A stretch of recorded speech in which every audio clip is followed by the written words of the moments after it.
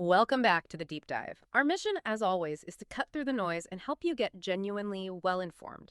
Today, we're pulling back the curtain on something huge, something that's quietly become the unseen architect of modern life.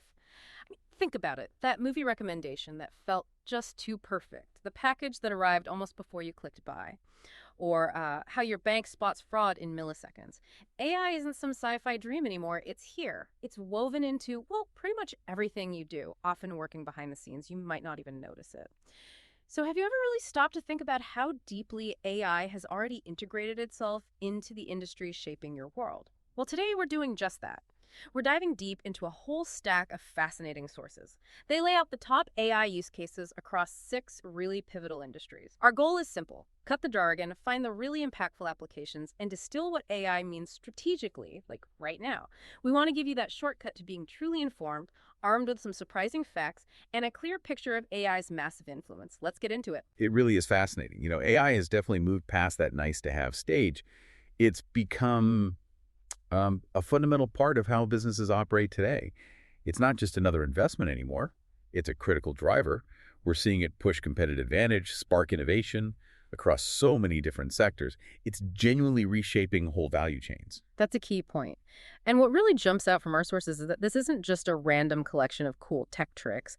There seem to be these 3 big cross-industry themes that define AI's strategic value today. Right. Like core capabilities that show up again and again, just wearing different hats, so to speak. Exactly. The Right. first big pillar is what we're calling intelligent automation. Basically, it's AI's power to automate complex tasks. Tasks that are data-heavy, often repetitive, and done at a scale and speed humans just, well, can't match. And importantly, this goes way beyond basic RPA, robotic process automation, the software bots that just mimic clicks and keystrokes for really structured stuff. Okay, so it's not just automating simple, predictable things. What makes it intelligent automation? What's the step up? Good question. We're talking about sophisticated workflows. Workflows that need some level of understanding context, maybe even making decisions. Imagine AI processing, say, a whole pile of insurance claims, figuring out eligibility based on complex rules, or managing huge warehouse inventories with, real foresight, or even, generating routine news reports directly from data feeds. The main impact: a huge boost in efficiency, obviously, big cost reductions, but also, crucially, it frees up people. It lets humans focus on the higher value stuff, strategy, creativity, dealing with other people. Basically, let the machines handle the grunt work they're good at. Right, letting humans do the human things. Okay, that makes sense. The second pillar, hyper-personalization. This one feels super familiar. Anyone who shops online or streams movies knows this feeling. How do they seem to know us so well? And that's exactly it. It's this universal drive now tailoring products, services, the whole customer experience to each individual person. But the key is doing it at scale. AI makes that possible. It uses sophisticated machine learning algorithms. These algorithms just chew through massive data sets, consumer behavior, preferences, past interactions, every click, every purchase, every search you make. It's all fuel for this personalization engine. So it's not just guessing, it's analyzing patterns to predict what I'll want next, pretty much. Pretty much, yeah. The main result is delivering those spot-on recommendations, super targeted ads, maybe even dynamic pricing that changes just for you in real time. And the effect is huge. It boosts engagement, gets people to buy more, and builds that long-term loyalty. It's all about making you, the customer, feel like they actually get you. Okay. And pillar number 3, predictive intelligence. This sounds like the ultimate goal for any business, right? Being able to see the future. It really is maybe AI's most transformative power. Forecasting future events with increasingly impressive accuracy. It does this by finding these subtle patterns and correlations in historical data and real-time data, too. And the scope is just enormous. We're talking predicting potential machine failures on a factory floor before they happen, or anticipating swings in consumer demand for a specific product, or spotting fraudulent bank transactions instantly, even predicting serious health risks for patients. Wow. So it fundamentally shifts businesses. Instead of just reacting when things go wrong, they can be proactive, strategic. Precisely. It lets companies get ahead of challenges, reduce risks, and jump on opportunities before they even fully form. Which brings up a really interesting question. If these core capabilities are so, universal, how do companies actually stand out if everyone can access similar AI tech? And this is where it gets really interesting, according to the sources. They emphasize this key finding. While the way AI is used is often very industry-specific, The underlying technologies themselves are surprisingly consistent across different sectors. This whole horizontal nature of AI tech. Yeah, it's fascinating how these core techs converge. Hmm. Take NLP, natural language processing. That's the AI that helps computers understand and generate human language. So NLP powers those customer service chatbots you talk to in retail or banking. But the same core tech helps doctors make sense of unstructured electronic health records, pulling meaning from notes and patient feedback, or computer vision letting computers see. It's critical for analyzing medical scans, but also for quality control on assembly lines, spotting tiny flaws, and even for those checkout-free grocery stores. So the basic building blocks might be similar, but the secret sauce is in how you apply it and what data you feed it. Yeah. Exactly right. The real differentiator for businesses isn't just saying we use AI. It's about the quality and, crucially, the uniqueness of the specific data they use to train their models. And then how smartly, how acutely they apply those models to solve actual critical business problems. It's less about just having smart tech and more about smart application. Okay, that sets us up perfectly to dive into our first specific industry, healthcare. Now, anyone who's interacted with the healthcare system lately or even just read the news knows it's under, well, immense pressure. Yeah. Rising costs, aging populations worldwide, more chronic diseases, and just this absolute explosion of medical data, genomic sequences, imaging, electronic records. It's overwhelming for humans. It really is. And in that context, AI isn't being pitched as a replacement for doctors or nurses. Not at all. It's seen as a powerful augmenting tool. The big strategic shift enabled by AI is moving away from purely reactive, treatment-focused medicine towards something more proactive, predictive, and frankly, much more efficient. Okay, let's break that down. First, healthcare use case. AI-enhanced medical diagnostics and imaging. I've definitely heard buzz about AI helping radiologists. How does that actually work in practice?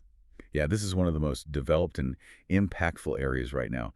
Think of AI systems as an augmented radiologist.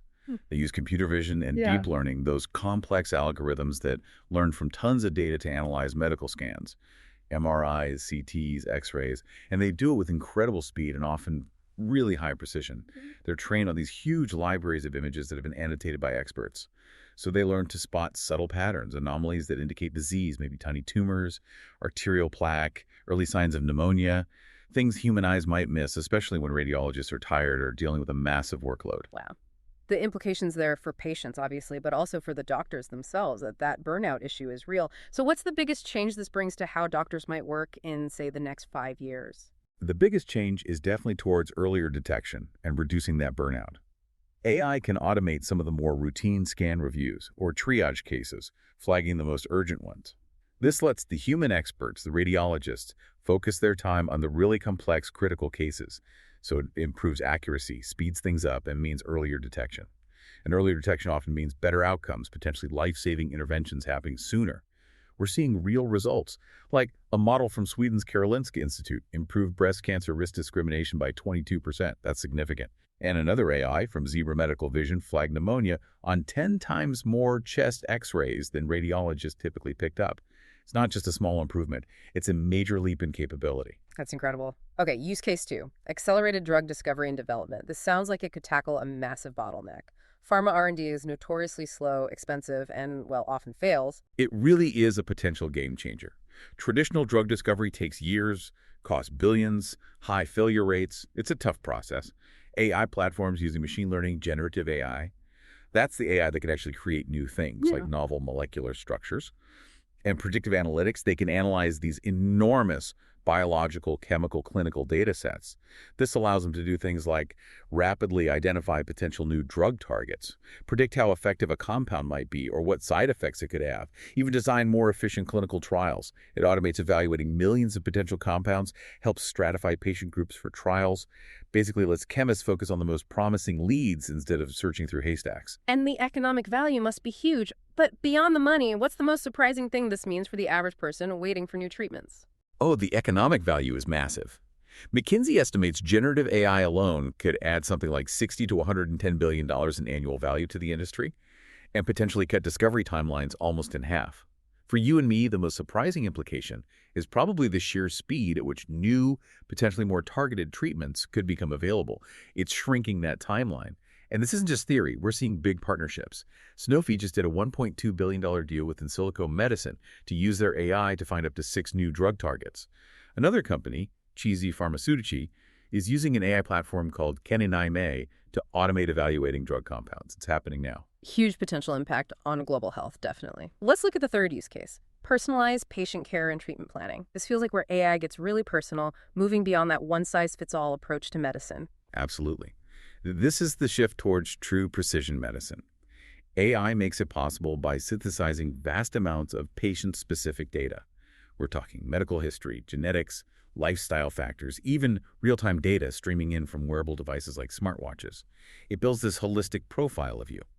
Then, predictive analytics can forecast your individual health risks, suggest proactive steps, and help doctors tailor treatment plans specifically to your unique biology and circumstances. And it's not just about the clinical decisions, is it? Our sources mentioned it helps with the administrative side, too, which is a huge burden in healthcare. Yes, absolutely a crucial point. AI extends to those admin tasks that surround doctors and nurses. AI agents, virtual nursing assistants. They can handle appointment scheduling, answer routine patient questions, process paperwork. This significantly cuts down the administrative load, which is a major contributor to physician burnout. The market for AI in healthcare is projected to explode, hitting over $110 billion by 2030, largely driven by this personalized medicine push. And the results are powerful. AI algorithms predicting pediatric leukemia response to chemo with 92% accuracy. That's incredible guidance. Or integrating wearables for continuous remote monitoring, catching complications early in pregnancy or for heart conditions. Operationally, look at Peric Health using Sully.ai. They saw a tenfold cut in admin tasks and a staggering 90% drop in physician burnout. It's changing the game for providers, too. Truly transformative for both sides. So zooming out a bit, what's the big picture takeaway for healthcare and the future of medicine here? Well, if you connect all these dots, the power of AI in healthcare really hinges on this deep symbiotic relationship between the algorithms and the data. The better the data, meaning more comprehensive, higher quality, more diverse, the more accurate and effective the AI models become. This creates this really powerful self-reinforcing cycle. More data leads to better models, which lead to better clinical insights and outcomes, which generates more data, which refines the models further. It's a virtuous loop. And this creates a massive competitive advantage for institutions like big hospital networks or research bodies that have access to large proprietary data sets. But, and this is critical, it also massively ramps up the importance of super strict data governance, ensuring patient privacy and having really robust security. That data is becoming incredibly valuable and incredibly sensitive. Right. The data is the fuel, but you have to handle it responsibly. Okay, let's pivot now. Let's talk about the world of financial services. Here, AI seems to have this dual role. It's like a powerful shield, defending against threats like fraud, but also a powerful engine, driving growth and efficiency. It's processing millions of transactions, analyzing complex market data in real time, making banking, investing, insurance faster, smarter, and hopefully safer. It absolutely plays both roles, protector and enabler. And our first use case here, advanced fraud detection and prevention, is probably the most critical and definitely the most widely adopted AI application in finance. Yeah, I can see why. Digital payments, global transactions in seconds. Fraud must be a constant, evolving headache. How does AI specifically fight back? Exactly. It's a continuous battle. Sophisticated AI systems use machine learning, anomaly detection. They're constantly watching millions of transactions. They learn what normal looks like for each account, your typical spending patterns, locations, etc., and then they instantly flag anything that deviates. An unusually large purchase out of the blue, a transaction from halfway across the world when you're usually local, a sudden burst of withdrawals. The AI flags it. This allows banks to intervene, immediately block the transaction, alert the customer, and prevent the loss before it happens. It's absolutely crucial against financial crime and cyber attacks, which, by the way, are often becoming AI-powered themselves now. So this isn't just an optional add-on for banks anymore. It's table stakes, right? Pretty much everyone's doing it. Oh, yeah. Something like 90% of financial institutions are using AI for fraud detection now. And the market for just this one application is massive, projected to grow from around $12 billion today to over $108 billion in the next 10 years. That's like 24.5% growth annually. A recent survey, 2024, showed 79% used advanced machine learning, 71% use NLP. That's for analyzing text data like customer complaints or support chats for fraud clues, and 65% use deep learning. It's absolutely standard practice for digital payments now. Okay, so beyond stopping the bad guys, where else is AI moving at warp speed in finance? I'm thinking algorithmic trading and portfolio management. This feels like the bleeding edge, computers making trades faster than humans can even blink. It really is the heart of modern markets, and AI is the engine. High-speed finance runs on algorithmic trading, or HFT, high-frequency trading platforms. These systems execute trades in microseconds. AI does a few key things here. Predictive modeling, obviously, trying to forecast tiny market movements. Yeah. NLP is huge for analyzing news feeds, social media sentiment, looking for signals. And reinforcement learning, that's where AI learns by trial and error, like playing a game, getting rewarded for good trades and penalized for bad ones. It's used to develop and adapt trading strategies on the fly. It's all about using computation and data to find those tiny, fleeting price differences and gain an edge. But that incredible speed, that automation, it must come with risks too. Seems like it could be a double-edged sword for market stability. That's a really important point. It absolutely raises questions about market integrity. The benefits are clear: more liquidity, fewer manual errors. But that same speed can be weaponized. We see things like spoofing, placing huge orders you never intend to fill just to manipulate prices, or, quote, stuffing, flooding the market with orders to slow competitors down. These kinds of tactics can really erode trust and make markets much more volatile. Remember the 2010 flash crash? AI-driven trading played a role there. So it requires incredibly sophisticated monitoring and regulations just to keep up. A powerful reminder that tech isn't inherently good or bad, it's how it's used. Okay, third finance use case, AI-powered risk management and credit scoring. This sounds like it goes beyond just individual transactions into assessing broader financial health, maybe even making things fairer. Precisely.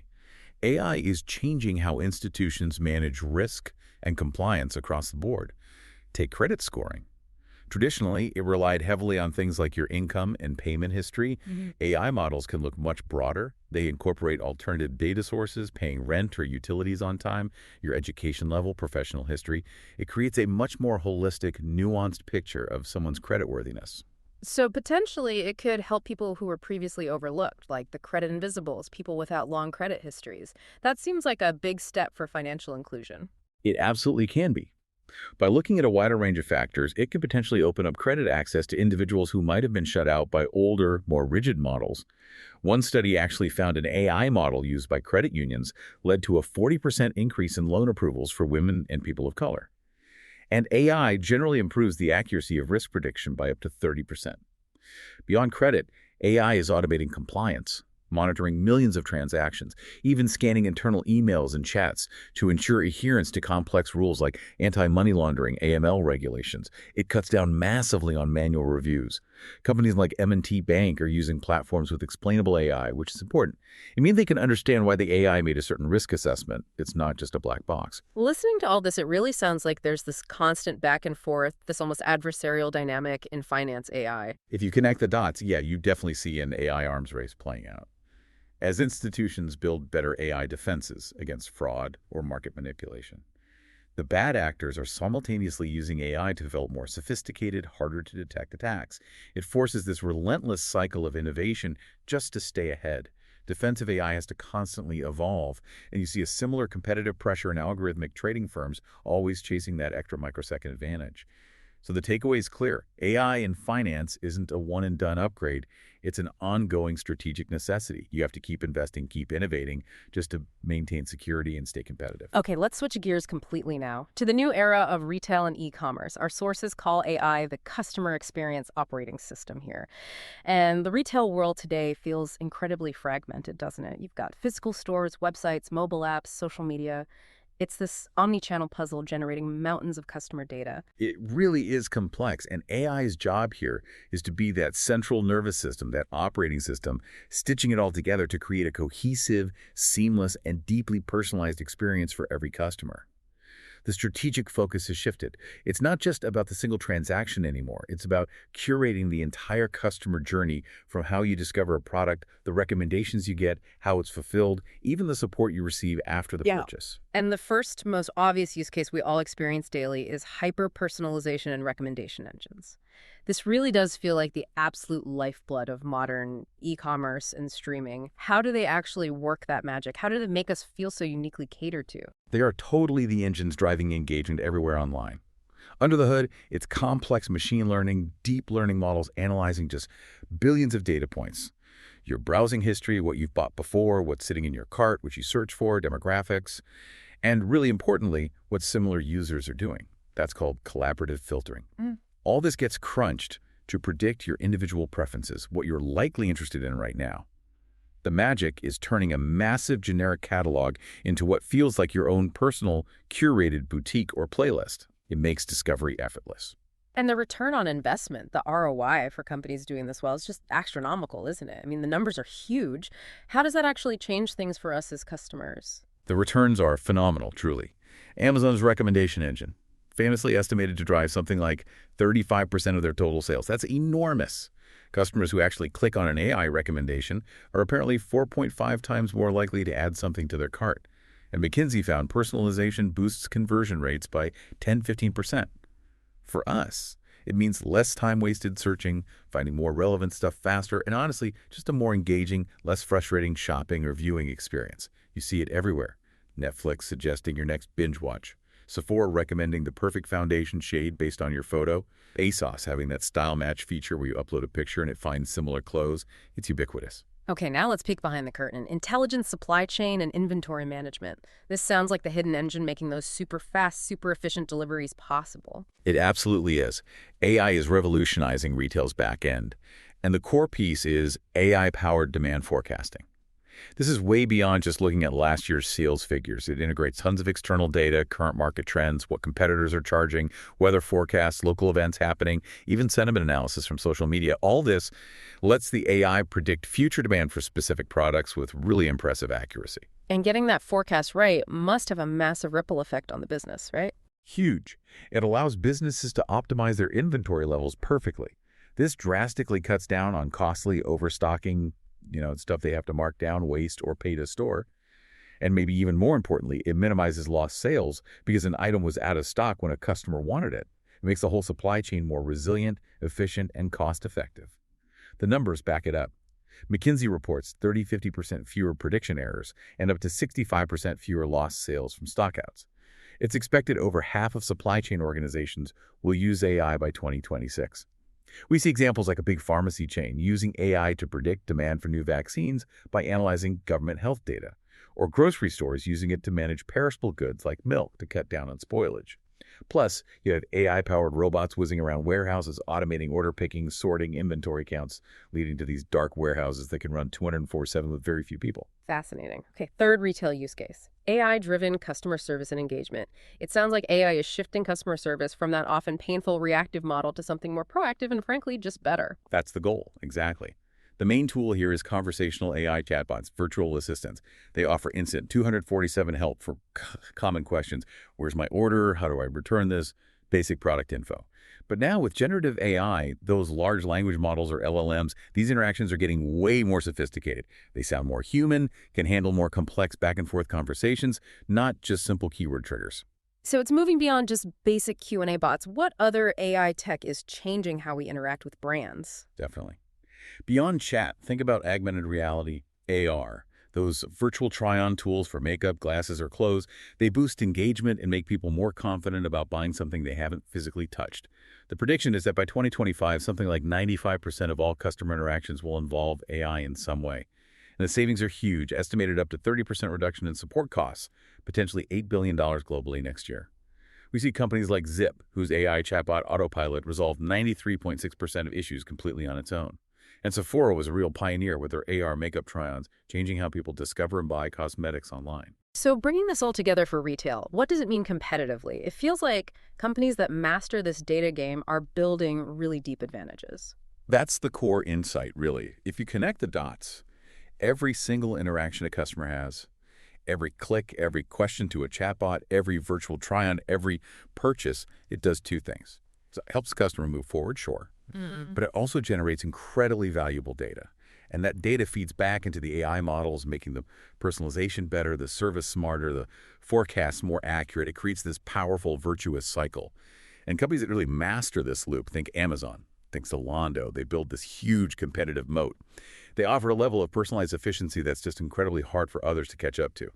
Of course, this intense focus on data also brings those critical issues of data privacy and ethical AI use right to the forefront. Building and maintaining customer trust is absolutely paramount. Absolutely. Okay, let's shift sectors again to the smart factory, AI and manufacturing.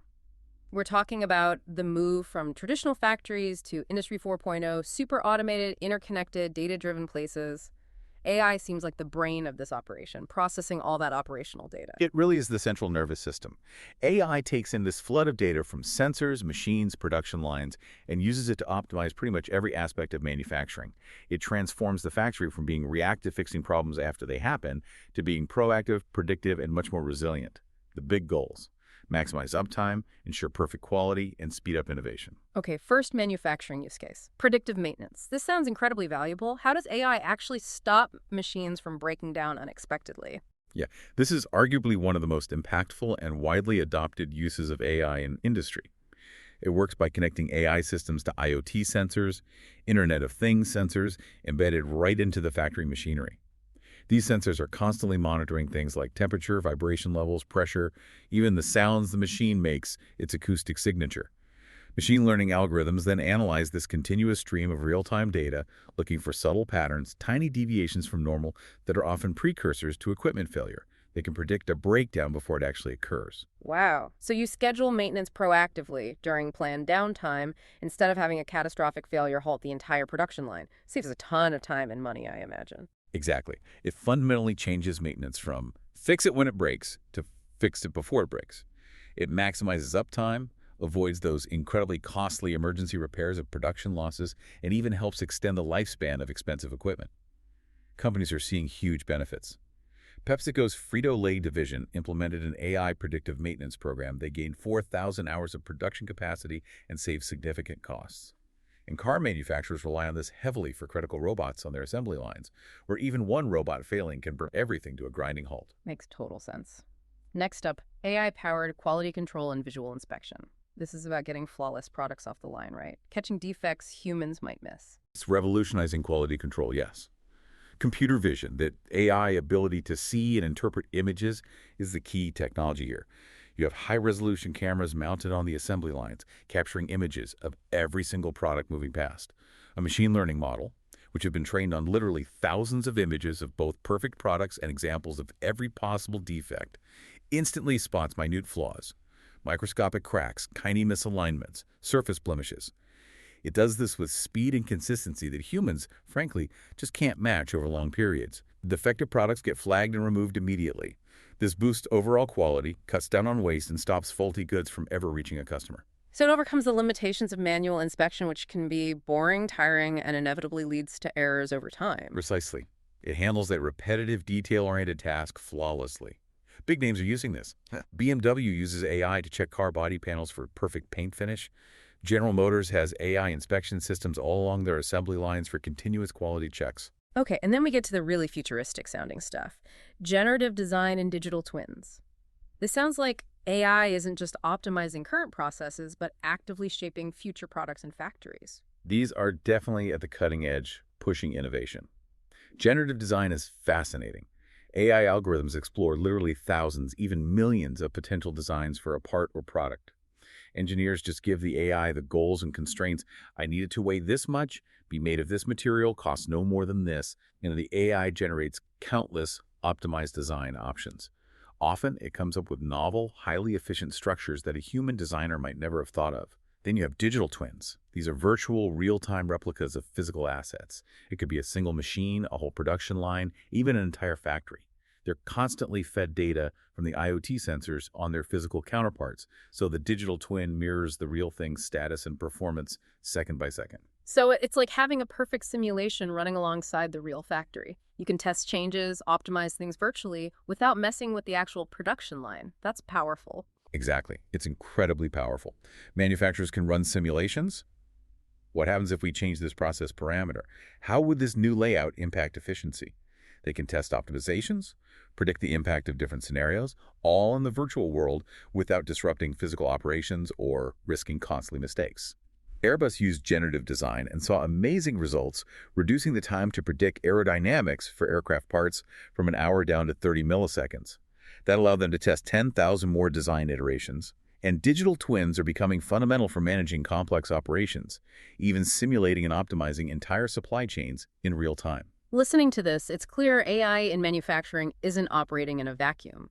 There's this really tight integration, this symbiotic relationship with other tech. Absolutely. If you connect the dots here, AI in manufacturing is deeply intertwined with the Internet of Things, IoT.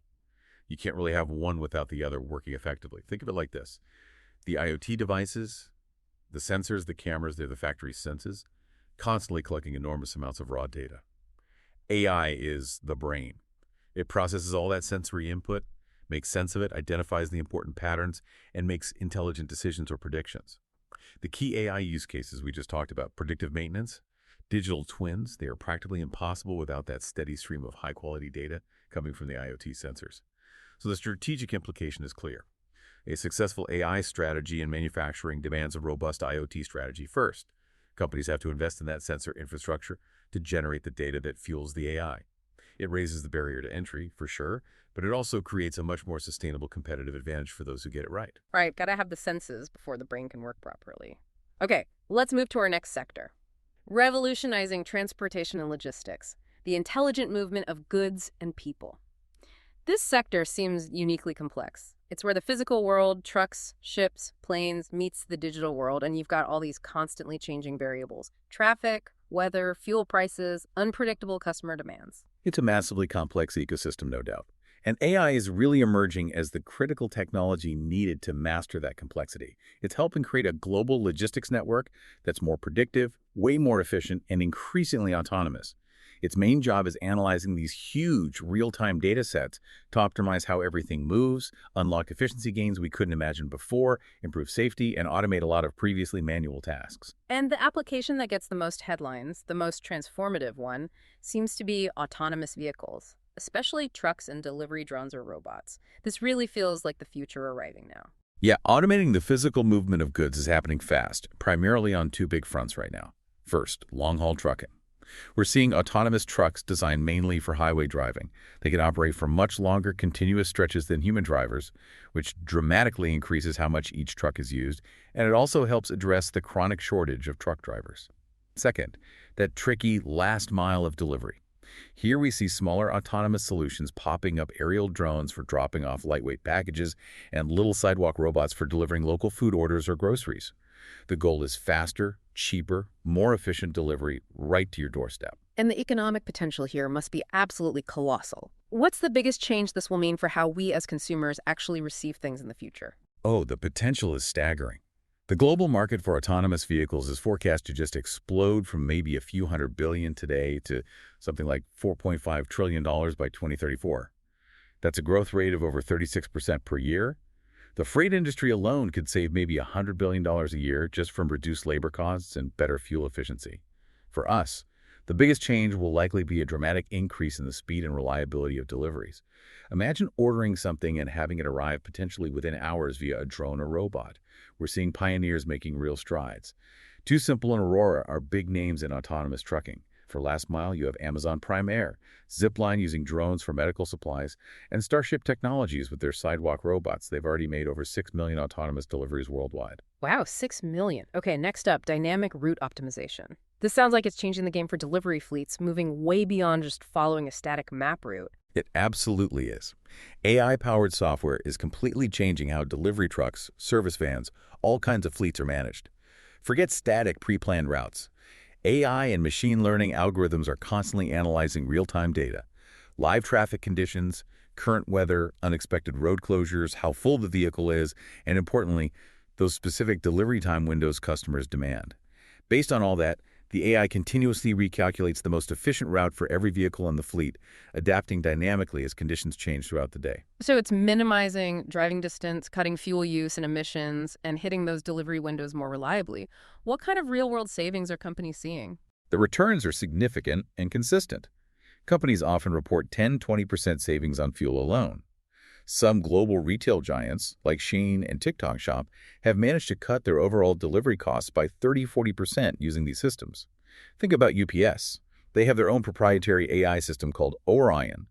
They estimate it saves them about 10 million gallons of fuel every single year. That's huge for costs and for the environment. DHL uses AI to predict shipping volumes with 95% accuracy. That allows them to plan their routes proactively, making sure they have the right number of trucks and drivers ready before the packages even arrive. Impressive. And our third use case here, predictive demand forecasting and warehouse automation. This sounds like it connects the dots, linking intelligence from the customer all the way back to the warehouse floor. It's truly end-to-end intelligence. AI models analyze historical sales data plus all those external factors we talked about, weather, events, etc., to accurately predict customer demand. That's the same capability we saw in retail, and it's just as vital here. Then, that super accurate forecast directly informs operations inside highly automated warehouses, sometimes called dark warehouses, because they need so little human intervention. In these facilities, AI orchestrates fleets of robots. They do the picking, packing, sorting, moving inventory around, Hmm. often operating 247 with minimal human oversight. That synergy-accurate prediction feeding perfectly automated execution must create incredible efficiency. It creates this highly efficient, incredibly responsive logistics ecosystem.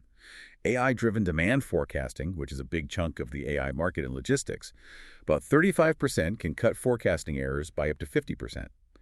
McKinsey estimates this can lead to up to 65% fewer lost sales due to stockouts and let companies reduce the amount of inventory they need to hold by 20–50%. Look at Amazon. They famously have over 200,000 robots working in their fulfillment centers. Or Nestle using AI to analyze real-time sales data to make sure the right products are in the right warehouses at the right time. So when you look at all these AI optimizations in transport and logistics, there's this interesting knock-on effect, isn't there? It's not just one isolated saving. It triggers a whole chain reaction of benefits. That's a great way to put it, the cascade effect. If you connect the dots for the bigger picture, a single AI optimization like dynamic route optimization really does set off a chain reaction. The first order benefit is obvious. Direct cost savings from using less fuel. Simple enough. But that leads to second order benefits. Lower vehicle maintenance costs because the trucks drive fewer miles, potentially less driver overtime, maybe higher productivity per driver. And those lead to third order benefits. Better on-time delivery performance, which makes customers happier and more loyal. Lower fuel use means a smaller carbon footprint, hitting sustainability goals, and ultimately happier customers stick around longer and drive revenue growth. So the key takeaway for leaders in this space is don't just look at the immediate cost savings. You have to recognize these interconnected, cascading benefits. AI can transform the entire delivery ecosystem, making it more resilient, more customer-centric, and ultimately more valuable. A really important perspective. Okay, final sector deep dive. Reshaping media and entertainment. Curator and creator. The media world today just feels overwhelming. There's an absolute tsunami of content, right? And everyone's fighting tooth and nail for our limited attention. It's definitely the attention economy in overdrive. Content everywhere, and AI is playing this critical dual role. It's acting as a highly sophisticated content curator, helping us find things in the flood, but it's also becoming an increasingly capable content creator itself. In this era of infinite choice, hundreds of streaming platforms, endless social feeds, AI-powered personalization isn't just nice, it's essential for platforms to capture and keep an audience. And then you have generative AI actively starting to revolutionize how content gets made, which is exciting, but also raises some really fundamental questions about creative work, jobs, intellectual property. Let's start with the curation side. Use case one, hyper-personalized content recommendation. This is probably the AI we interact with most consciously every day. It's the engine driving Netflix, YouTube, Spotify. How do these algorithms keep us hooked? Exactly. And this is probably the most mature and definitely the most economically significant AI application in media. Under the hood, it's incredibly complex machine learning, deep learning models analyzing just billions and billions of user data points. You're viewing history, what you search for, what you rate thumbs up or down, even the time of day you watch. And critically, what people similar to you are watching or listening to that collaborative filtering again. The system uses all this to create a unique, constantly updating feed of content tailored specifically to you. It transforms a library of millions of items into what feels like your own personal channel. It makes discovering new things feel effortless, almost magical sometimes. And the impact on keeping users engaged, keeping them subscribed in a super competitive market must be enormous. It's staggering. Netflix's recommendation system. Reports suggest it influences something like 80% of all the hours watched on the platform. And they estimate it saves them around $1 billion a year, mostly by reducing churn, keeping subscribers from leaving. The whole market for this kind of recommendation tech is projected to hit almost $120 billion by 2034. You see it constantly. Spotify crafting your Discover weekly playlist, YouTube's homepage feed, your news app knowing exactly which articles you're likely to click on. It's all designed to maximize your time on the platform. Okay, shifting slightly. Use case two, AI-driven advertising and audience analytics. This sounds like AI optimizing the money-making side of media, especially for platforms that rely on ads, making sure the right ads hit the right eyeballs. It's fundamentally reshaping the economics, yes. AI platforms chew through massive data sets, demographics, interests, what people watch or read, to enable hyper-targeted ad campaigns, making sure ads are shown to the people most likely to be interested. It also powers programmatic advertising. That's where algorithms automatically buy and sell ad space in real time, optimizing placements and pricing to get the best return on investment for the advertiser. And beyond just placing ads, AI tools provide incredibly valuable insights back to creators and marketers, analyzing social media chatter, online reviews, viewer engagement patterns, understanding what resonates with audiences and why. And the ad market is huge, so optimizing it with AI must be a massive business itself. Absolutely. The global market for AI, specifically in advertising, is forecast to grow from around $6.7 billion last year to over $28 billion within the next decade. Think about it. Social media platforms, with their incredibly sophisticated AI ad targeting, now capture more than half of all advertising spending in the U.S. Practically, you see media companies using AI to optimize the promotion for a new movie, making sure trailers reach the most likely ticket buyers. Streaming services analyze where viewers tend to drop off during an episode, giving creators data to maybe improve pacing in the future. Okay, and finally, the really disruptive one, automated and augmented content creation. This is where generative AI starts actually making stuff. It blurs the lines between human and machine creativity, doesn't it? It truly does. This is the most forward-looking and potentially most disruptive use case. We're seeing generative AI, that ability to create novel content, being applied directly to the creative process. So, AI tools are starting to assist, augment, and in some cases even automate creative tasks. Large language models, LLMs, can help writers brainstorm plot ideas, generate dialogue options, maybe even draft simple news reports.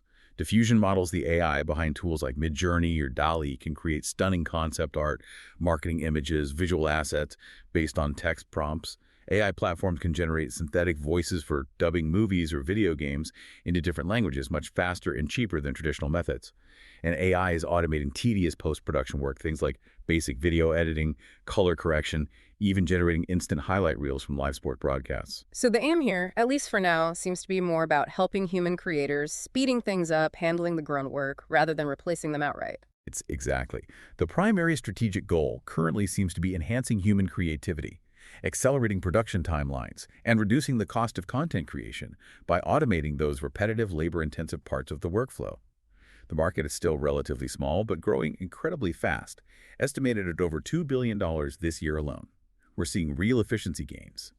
AI-powered video editing tools, for instance, can index footage and create clips up to 7 times faster than a human editor could manually. Early adopters are jumping in. The Washington Post uses AI, nicknamed Heliograph, to generate short news updates like election results or sports scores. Ad Giant WPP is using generative AI in developing campaign materials.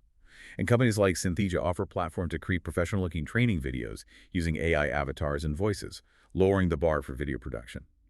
So looking at the whole media landscape with content exploding and AI playing these roles as curator and creator, what's the bigger picture trend? It feels like the industry is always swinging between consolidation and fragmentation. That's a great observation.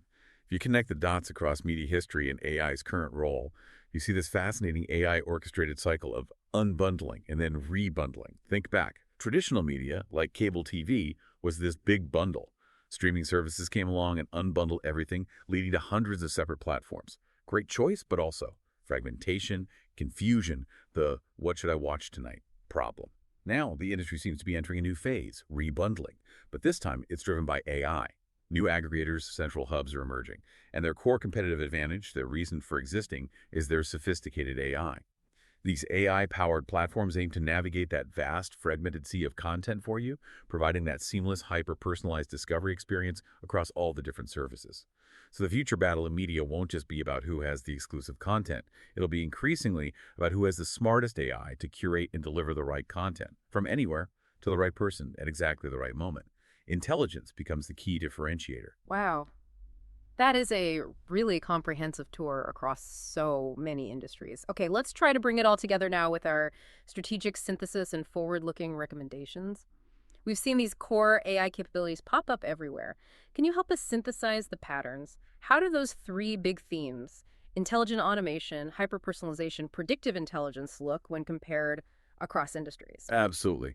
Looking back, intelligent automation really manifests differently based on the industry's nature. In manufacturing and logistics, it's very physical, right? Embodied in robots moving things, autonomous vehicles driving themselves, optimizing the movement of materials and goods. But in finance and healthcare, it's primarily digital, automating the processing of transactions, insurance claims, patient records, focused on enhancing efficiency and slashing errors in information-heavy processes. Okay. And hyper-personalization, how does its fundamental value change depending on the context? That's a key distinction. In retail and media and entertainment, personalization is mainly an offensive tool. It's used to drive revenue. Better recommendations lead to more sales, more engagement keeps subscribers paying. But in healthcare, personalization takes on this really profound, potentially life-altering role. It's about tailoring treatments, sometimes life-saving ones, based on your unique biology, your genetics, your lifestyle. It's the difference between recommending a movie and recommending the right cancer therapy.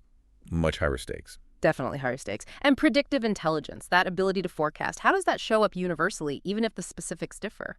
It's fascinatingly consistent in its goal, even if what it predicts changes.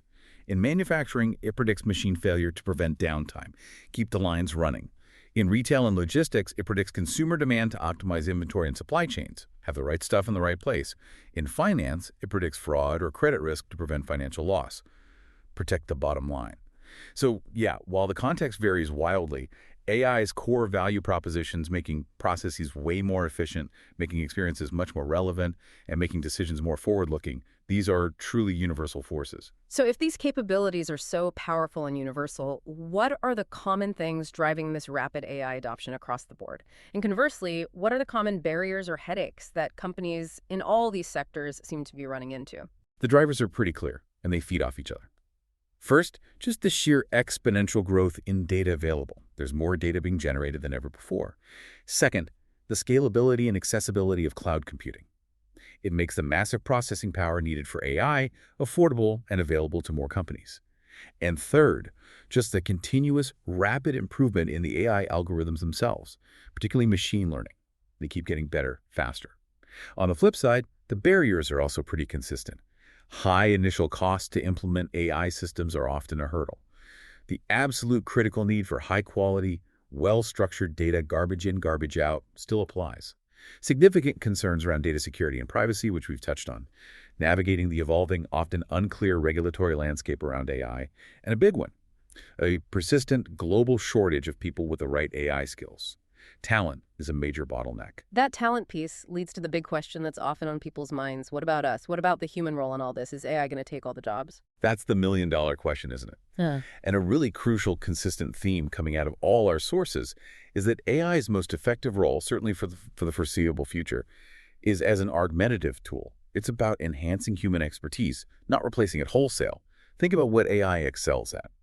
Processing insane amounts of data, spotting complex patterns humans might miss, doing repetitive calculations flawlessly at scale. Machines are good at that. This frees up human professionals to double down on what we do best: strategic thinking, creative problem solving, making complex ethical judgments, empathy, nuanced communication, building relationships. So like that augmented radiologist we talked about, or the financial analyst using AI models, or the creative professional using generative AI to brainstorm ideas, it's collaboration. Exactly. It's human-machine collaboration. The radiologist is still in charge, using AI as a powerful assistant. The analyst makes the final call, informed by AI insights. The writer uses the AI suggestion as a jumping-off point, or even as a customer service agent using AI to quickly find the right information, so they can spend more time actually listening and solving the customer's unique issue with empathy. The future of work really looks like one of deep collaboration between human intelligence and artificial intelligence. Okay, that's a hopeful perspective. So for the business leaders listening, trying to figure out how to navigate this brave new world, what are the absolute must-dos, the key actionable recommendations from our sources to actually thrive? You mentioned 5 imperatives. Right, we distilled it down to 5 key imperatives. Number 1, develop a data-first strategy. Leaders absolutely must recognize that AI is only as good as the data it runs on, period. This means seriously investing in modern data infrastructure, setting up strong data governance policies, ensuring data quality, and handling data ethically and securely. Data isn't just a byproduct anymore. It's a core strategic asset. Treat it like one. Got it. Don't just collect data, make sure it's high quality, well-managed, usable fuel for the AI. Precisely. Imperative number 2, prioritize use cases with clear ROI. Don't do AI just because it's trendy. Avoid AI for AI's sake.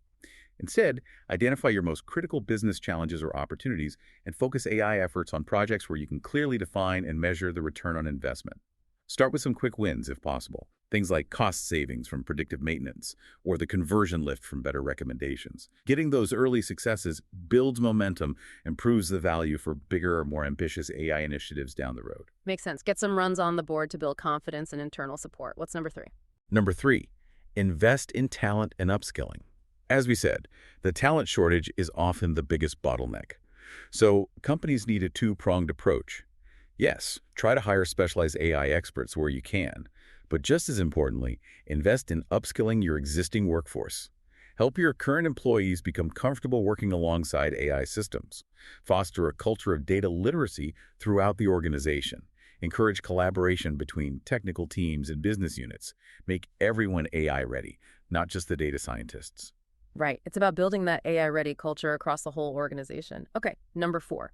Fourth imperative, adopt a human-in-the-loop design philosophy. This is critical, especially in high-stakes areas like healthcare or finance. Design your AI system specifically to augment human judgment, not replace it entirely. Ensure there are clear points for human oversight, validation, and final decision-making. This helps mitigate risks like algorithmic bias, ensures accountability, and builds trust with both employees and customers. Transparency and explainability, making it clear why the AI is recommending something, should be core design principles from the very beginning. Okay, build systems that empower people, not sideline them. And the final imperative, number 5. And number 5, prepare for a continuous cycle of innovation. This is maybe the most crucial mindset shift. AI is not a project with an end date. It's a perpetual state of evolution. Especially in competitive industries, your competitors are constantly improving their AI. Malicious actors are constantly developing new AI-powered threats. You can't just implement an AI solution and call it done. Leaders have to treat AI as an ongoing strategic investment. Foster agility, encourage experimentation, stay curious, and be prepared to constantly adapt and innovate just to stay ahead in this increasingly intelligent, automated world. It's a journey, not a destination. That's a fantastic summary. So as we wrap up this deep dive, it's just crystal clear, isn't it? AI isn't just some passing tech trend. It is a fundamental, transformative force reshaping, well, pretty much every industry we looked at. It's optimizing processes, personalizing experiences, predicting the future across the board. Just think about your own day, the last time you bought something online, or maybe got a medical result back quickly, or even just experienced surprisingly smooth traffic or a package arriving ahead of schedule. Chances are AI was humming away somewhere in the background. What AI-driven experiences have actually stood out to you recently, maybe even without you realizing it was AI at the time? And here's a final thought to chew on. Considering this ever-deepening symbiotic relationship between AI and human expertise and its relentless evolution, how might your own role, or maybe even the entire way your industry creates value, need to fundamentally adapt to truly thrive in this undeniably intelligent and automated future?